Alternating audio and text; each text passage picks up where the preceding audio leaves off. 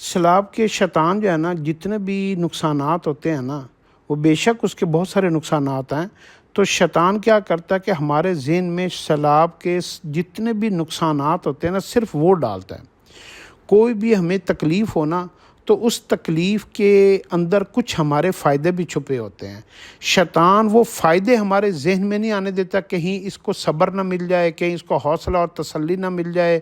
کہیں اس کی زبان سے شکر کا کلمہ نہ نکل جائے، اور کہیں جو ہے نا یہ اس آزمائش میں پورا نہ اتر آئے۔ تو شیطان اس مصیبت، پریشانی، غم، تکلیف، دکھ، درد، رنج، آفت اور یہ سیلاب جیسے آفات سے جو ہے نا، وہ ہمارے دل میں صرف اس کے نقصانات، اس کی جو ہے نا تباہ کاریاں، اس کے جو ہے نا اس کے اندر جو پریشانیاں آتی ہیں، صرف وہ ہمارے ذہن میں ڈالتا ہے، اور اسی کا ہماری زبان سے جو ہے نا وہ بول نکل جاتے ہیں کہ یار ہماری فصلیں تباہ ہو گئیں، ہمارے جانور مر گئے، ہمارے گھر گر گئے، ہماری جائیدادیں ختم ہو گئیں، ہمارے بندے کچھ جو ہے نا وہ اس میں جو ہے نا بہہ گئے اور وہ فوت ہو گئے، اور یہ نقصان ہو گیا اور وہ نقصان ہو گیا۔ تو وہ سارے کے سارے نقصانات ہمیں گنواتا رہتا ہے۔ حالانکہ کوئی بھی انسان کے اوپر پریشانی، غم، آفت آتی ہے، آپ یقین کر لیں، یہ حق اور سچ بات ہے کہ اس کے اندر اتنے فائدے بھی چھپے ہوتے ہیں، اتنی نعمتیں بھی چھپی ہوتی ہیں کہ اس طرف شیطان ہمارا دھیان بھی نہیں جانے دیتا۔ مثال کے طور پر اب میں ایک چھوٹی سی مثال دے رہا ہوں۔ اب یہ جو سیلاب کا پانی ہے،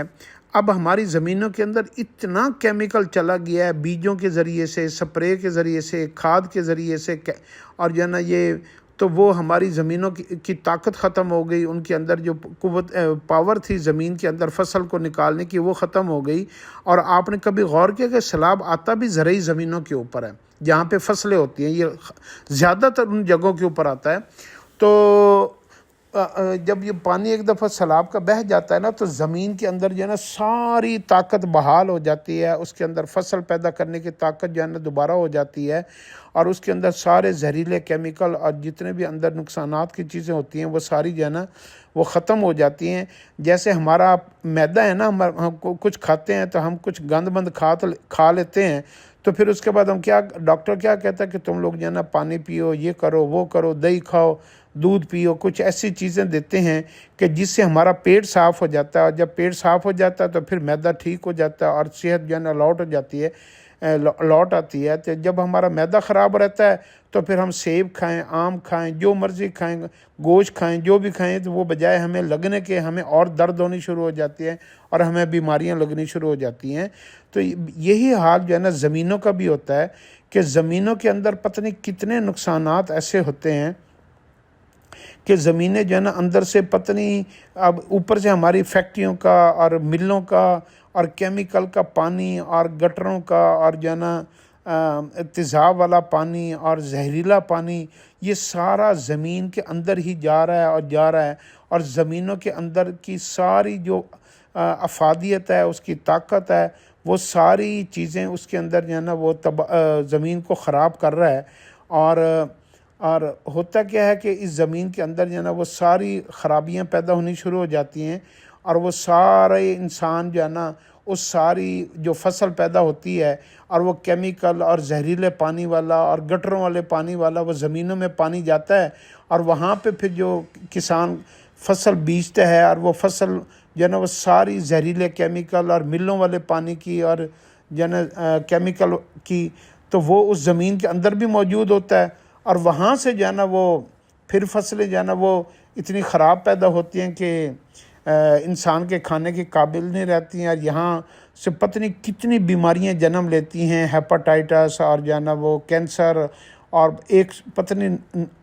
لامحدود قسم کی بیماریاں ہوتی ہیں۔ تو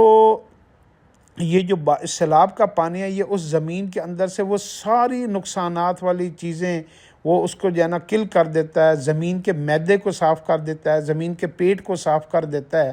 اور وہ زمین جو ہے نا دوبارہ سے ہری بھری ہو جاتی ہے، جوان ہو جاتی ہے اور بہترین ہو جاتی ہے، اور وہاں سے انسان کے لیے جو بھی پیدا ہوتا ہے وہ انسان کے لیے بہترین، فائدہ مند اور خالص ہوتا ہے، اور اس سے جو ہے نا آنے والی نسل کو فائدہ ہوتا ہے، اور یوں انسان کی زندگی پھر سے لوٹ آتی ہے۔ تو ایک تو وجہ یہ ہوتی ہے۔ باقی رہ گئے جو نقصانات ہوتے ہیں، تو یہ جتنا بھی مال ہے دنیا کا، جتنا بھی جو ہے نا یہ جانور ہے اور مال جتنے بھی دولت ہے دنیا کی، یہ انسان ماں کے پیٹ سے تو لے کے آتا نہیں ہے، یہ اس کو دنیا سے ہی وہ کماتا ہے، اور دنیا سے جب جانا اس نے خالی ہاتھ سے جانا ہے۔ تو اللہ رب العزت جو ہے نا اس کو یہ مال پھر دوبارہ اگر وہ صبر کر لے تو اس کو 10 گنا 100 گنا 700 گنا تک اس کو مال لوٹا دیتا ہے۔ آپ نے دیکھا نہیں، کئی لوگوں کو کاروبار میں پتہ نہیں کتنے گھاٹے ہو جاتے ہیں، نقصانات ہو جاتے ہیں، حادثات ہو جاتے ہیں، مکان ویسے بھی گر پڑتے ہیں، تو اللہ ان کو جو ہے جو صبر کرتے ہیں، اللہ سے مانگتے ہیں، اللہ ان کو پھر پاؤں پہ کھڑا کر دیتا ہے اور ان کو جو ہے پھر مال سے نواز دیتا ہے اور ان کے نقصانات کو پورا کر دیتا ہے۔ تو یہ نظام شروع سے چلا آ رہا ہے، اور جب سے انسان پیدا ہوا ہے کہ اس کو جو کبھی ایسا نہیں ہوتا کہ اس کو زندگی میں کوئی نقصان نہ ہوا ہو، اس کی کوئی چیزیں نہ تباہ ہوئی ہوں، اس کا مکان نہ گرا ہو یا اس کے ساتھ کوئی حادثہ نہ ہوا ہو۔ یہ سارے معاملات انسان کے ساتھ ہوتے ہیں، بس ہوتا یہ ہے کہ شیطان ہم جب چونکہ دین سے دور ہوتے ہیں تو ہم وویلا زیادہ کرتے ہیں، تو وہ نقصانات اللہ رب العزت کبھی بھی انسان کا کوئی نقصان کر کے راضی نہیں ہے۔ اللہ رب العزت اس کو آزماتے ہیں، پھر اس کا نقصان بما نفع وہ ساری اجر وہ سارا چیزیں ملا کر اس کو جو ہے نا وہ لوٹا دیا جاتا ہے، اور وہ انسانوں کی نسلوں میں پھر جو ہے نا وہ رزق بڑھ جاتا ہے۔ تو یہ چلو زندگی کا اسی طریقے سے ہے۔ تو یہ کبھی نہیں ہوتا کہ مستقل انسان نفع میں رہے اور اس کو کبھی کوئی تکلیف نہ ہو۔ جوانی بھی سدا عمر نہیں رہتی، حسن سدا عمر نہیں رہتا، تو اس میں بھی عروج و زوال آتا رہتا ہے۔ تو یہ پھر کبھی کبھی ایسا بھی ہوتا ہے کہ ایک برادری سے، ایک قوم سے، ایک شخص سے مال دوسری جگہ بھی منتقل ہونا ہوتا ہے۔ تو اللہ کا ایک یہ بھی غیب کا ایک نظام ہے کہ کوئی آدمی ایک رات میں بڑا عروج کے اوپر ہوتا ہے، مالدار ہوتا ہے، اگلے دن جو ہے نا وہ فقیر بنا ہوتا ہے۔ یہ بھی اللہ کا ایک نظام ہے۔ اللہ نے کہا کہ میں جس کو چاہوں راتوں رات فقیر بنا دوں، لمحے میں فقیر بنا دوں، کس کو چاہوں میں بادشاہ بنا دوں، کسی کو میں زندگی دے دوں، کسی کو موت دے دوں، کسی کو عزت دے دوں، کسی کو ذلت دے دوں، کسی کو جو ہے نا میں عروج دے دوں، کسی کو زوال دے دوں۔ تو یہ بھی اللہ نے اپنی ان قدرتوں کا بھی اظہار کرنا ہوتا ہے، اور یہ قدرتیں ہمیں جو ہے نا جب بھی کوئی آفات آتی ہیں تو ان میں سے یہ چیزیں بھی پتہ چلتی ہیں۔ پھر یہ بھی پتہ چلتا ہے کون کس کا اپنا ہے، کون پرایا ہے، کون کس کا ساتھ دیتا ہے، کون انسانوں کے اندر ہمدردی کتنی ہے، رحم کتنا ہے، انسان انسانوں کے لیے کیسے قربانیاں دیتا ہے۔ آپ سیلاب میں دیکھیں کتنے لوگ ہمارے جاننے والے نہیں ہوتے، لیکن وہ سب کی مدد کر رہے ہوتے ہیں، مال خرچ کر رہے ہوتے ہیں، ان کو کھانا کھلا رہے ہوتے ہیں، ان کے کام آتے ہیں۔ اللہ رب العزت یہ بھی چیز دیکھتے ہیں، اور پھر فرشتوں کے اوپر فخر کرتے ہیں، دیکھو میرے بندے کیسے ایک دوسرے کی مدد کر رہے ہیں، اور اللہ رب العزت ان کا آسمانوں کے اوپر ذکر کرتے ہیں۔ پھر میاں بیوی کے ساتھ دیکھا جاتا ہے کہ مشکل وقت میں بیوی خامد کے کیسے کام آتی ہے، خامد بیوی کے کیسے کام آتا ہے۔ یہ سیلاب کے اندر اب یہ دیکھا کریں کہ ایک کسان، ایک مزدور، ایک دیہاتی آدمی اپنے پورے خاندان کو بچانے کے لیے اپنی جان کی بازی لگا دیتا ہے، اپنی عورتوں کی عزتوں کو سنبھالتا ہے، اپنی عورتوں کی رکھوالی کرتا ہے، ان کو کہتا ہے کہ یہ بچ جائیں، میری جان کی کوئی پرواہ نہیں، وہ اپنی جان قربان کر دیتا ہے۔ تو اللہ ان چیزوں کا بھی اظہار فرماتے ہیں کہ انسان کے لیے اپنی جان بھی دے سکتا ہے۔ اور پھر کئی دفعہ ایسا بھی ہوتا ہے کہ بیوی کہتی ہے کہ نہیں، میرا خامد اگر یہاں دریا میں فوت ہو گیا تو میں بھی یہیں مر جاؤں گی، تو میں اپنے خامد کو چھوڑ کے نہیں جاتی۔ تو عورت کی وفا کے بھی بڑے واقعات آتے ہیں۔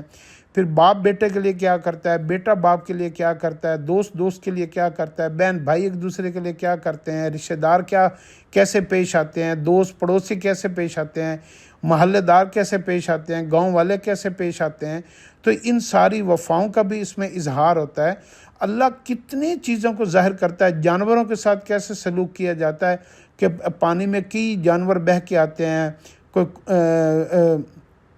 چھوٹے جانور، بڑے جانور، گائے، بکریاں، بھینس اور بہت سارے اور لامحدود مخلوقات بہتی ہیں۔ تو اس کے ساتھ انسان کیسا رحم والا معاملہ کرتا ہے، تو یہ بھی معاملہ اس میں دیکھا جاتا ہے۔